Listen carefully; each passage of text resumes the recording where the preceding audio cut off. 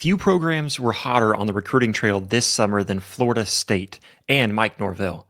Now, I know after a disappointing 2-10 season in 2024, you wouldn't expect the Seminoles to be surging like this, but somehow Mike Norvell and his staff have completely flipped the script when it comes to recruiting.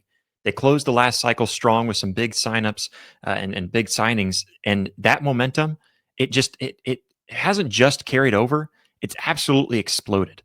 June was especially wild for the Seminoles with 12 commits in 1 month alone, pushing Florida State firmly into the conversation for a top 10 class after finishing just 20th last season.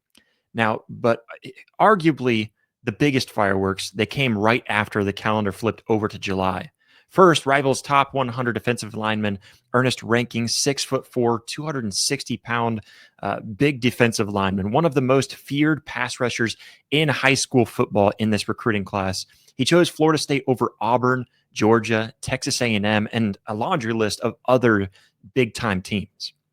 Rankin said that what sold him was the program's culture, the brotherhood among the staff, among the players, the chance to help bring Florida State back to glory. That was another big thing for him, and he knows what this program is capable of, what they are known for. He wants to get them back to that point, and obviously that's a big task for one player, but he thinks that with himself and other big-time recruits that Florida State is adding to the roster, that they can do just that.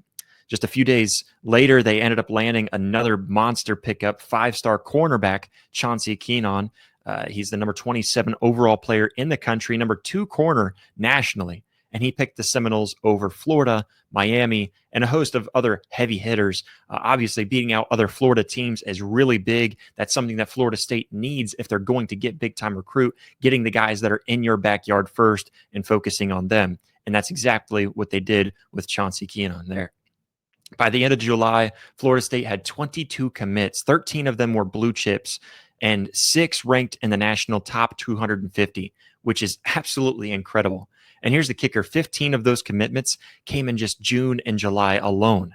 They even closed out July beating Auburn and Ohio State, 4-star offensive lineman Dayron Parks. Now the Seminoles, they flipped the commitment of Isaiah Williams from Ole Miss here just a few days ago. And Williams, he was number 3 linebacker in the class, according to Rivals.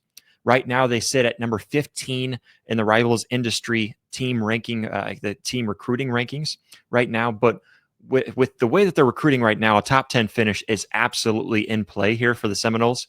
Now, one thing that I love about this class is that Florida State is loading up on multi-sport athletes. These guys aren't just football players. They've got elite speed. They've got hops, skills that translate from track, basketball, wrestling, all over the place, which is really impressive, being able to pull in those multi-sport players like Florida State has done. Chauncey Keenan, he's a standout track and field with a blazing 102-meter times, plus district-level jumps as well. Wide receiver Devin Carter that they pulled in, another track guy. He can absolutely fly, get over the top of the defenses, get past the secondary.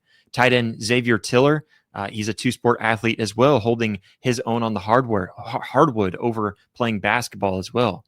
Jason Lopez, not just a football recruit. He's got Division I basketball offers and will possibly play both sports at Florida State. We're talking speed demons like Brandon Bennett, who's a 3-time state qualifier in the 100-meter. These aren't just athletes, they're competitors. They're guys that can do what they need to do to bring Florida State back to glory.